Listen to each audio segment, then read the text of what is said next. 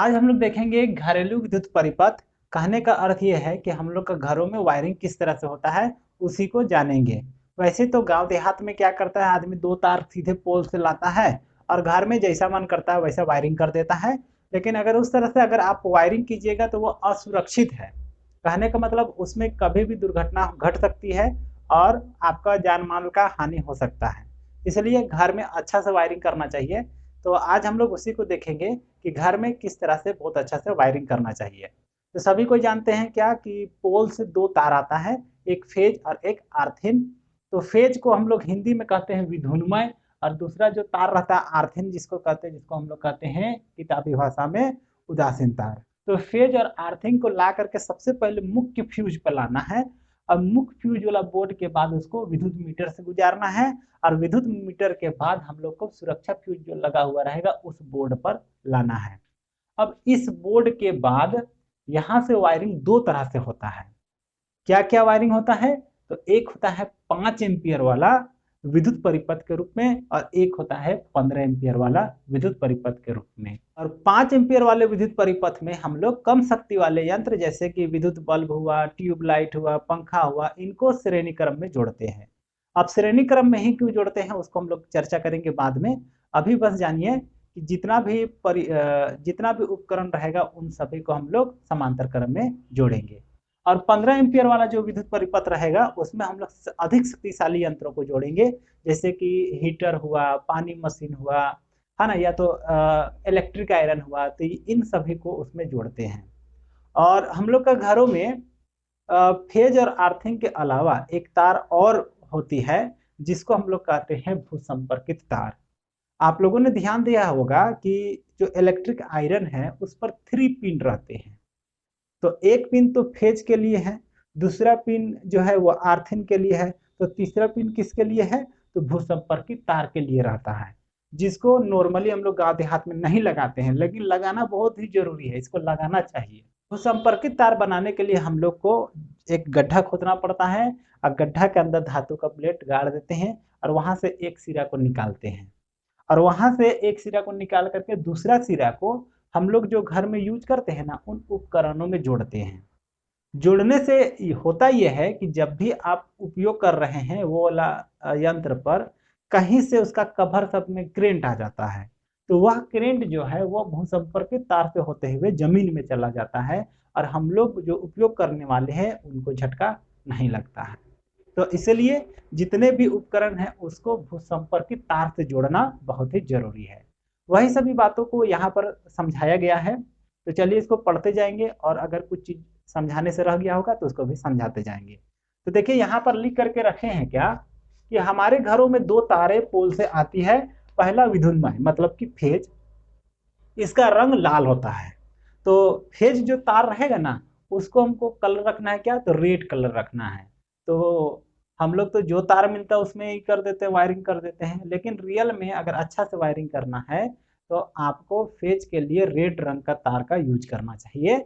दूसरा है क्या कि उदासीन तार, इसका रंग काला होता है ना। तो इसको भी हम लोग जो मन करता है वही कलर से कर देते हैं, वायरिंग कर देते हैं, लेकिन रियल में क्या होनी चाहिए? इसका कलर ब्लैक होना चाहिए।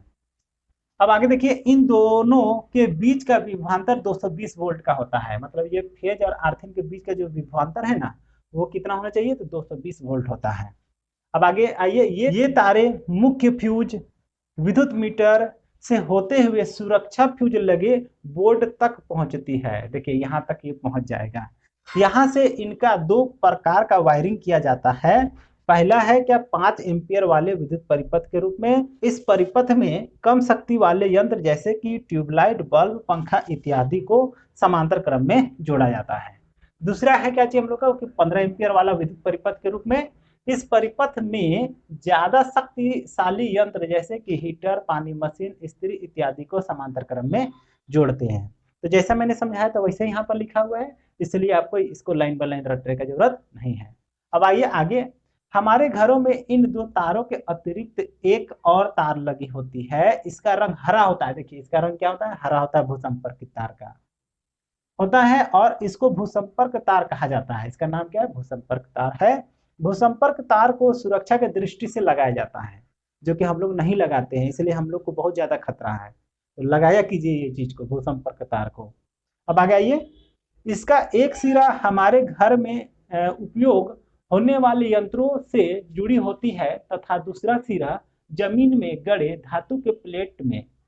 जब विद्युत धारा किसी कारण से इन यंत्रों में आ जाती है तो भूसंपर्क तार से होते हुए जमीन में चली जाती है और हम झटका से बच जाते हैं, है ना।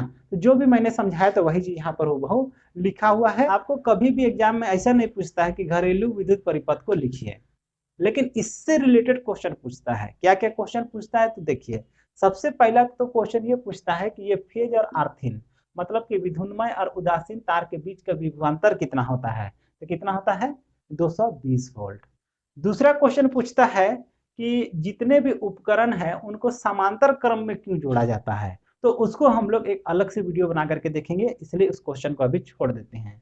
अगला इंपॉर्टेंट क्वेश्चन है क्या कि देखिए, भूसंपर्क तार किसे कहते हैं। तो भूसंपर्क तार किसे कहते हैं आप लोग जान गए कि हम लोग का घर में फेज और आर्थिन के अलावा एक और तार लगा हुआ रहता है जिसको हम लोग भूसंपर्क तार कहते हैं, और इसका एक सिरा जमीन में गड़े हुए धातु के प्लेट से जुड़ा हुआ रहता है और दूसरा सिरा हम लोग जो उपयोग करते हैं उन यंत्रों से जुड़ा हुआ रहता है। और अगर किसी कारण से इन यंत्रों पर विद्युत धारा आ जाता है तो वह धारा जो है वो भूसंपर्कित तार से होते हुए जमीन में चली जाती है और हमको झटका नहीं लगता है। बस इतना ही लिखना है। अब आगे आइए कि धातुओं के आवरण वाले यंत्रों को भूसंपर्कित करना क्यों आवश्यक है। मतलब जैसे देखिएगा कि बहुत सारे ऐसे यंत्र होते हैं जिसका जो कवर है वो मेटल होता है, धातु होता है। ऐसे यंत्रों को भूसंपर्क तार से जोड़ना क्यों जरूरी है, यही हम लोग को पूछा गया है। तो इसका कारण तो आप लोग जान ही गए कि अगर उपयोग करते समय अगर किसी कारण से इन यंत्रों में धारा आ जाता है तो यह धारा भूसंपर्कित तार से होते हुए जमीन में चली जाती है और हम सुरक्षित रह जाते हैं। तो इसीलिए धातुओं के आवरण वाले यंत्रों को भूसंपर्कित करना जरूरी है। इस तरह से आपको बना सुना करके लिख देना है। अब आगे आइए कि हमारे घरों में सुरक्षा की दृष्टि से जोड़े गए अवयव कौन कौन से हैं। मतलब हम लोग का जो विद्युत परिपथ बनाते हैं उसमें सुरक्षा की दृष्टि से क्या क्या लगाते हैं, तो क्या क्या लगाते हैं, तो सुरक्षा फ्यूज लगाते हैं और क्या कर और भूसंपर्कित तार लगाते हैं। तो उम्मीद करते हैं कि घरेलू विद्युत परिपथ में किस तरह से वायरिंग किया जाता है ये आपको समझ में आ गया होगा, और इससे रिलेटेड किस तरह का क्वेश्चन पूछा जाता है ये भी आप लोग को समझ में आ गया होगा। तो आज के लिए इस वीडियो पर इतना ही।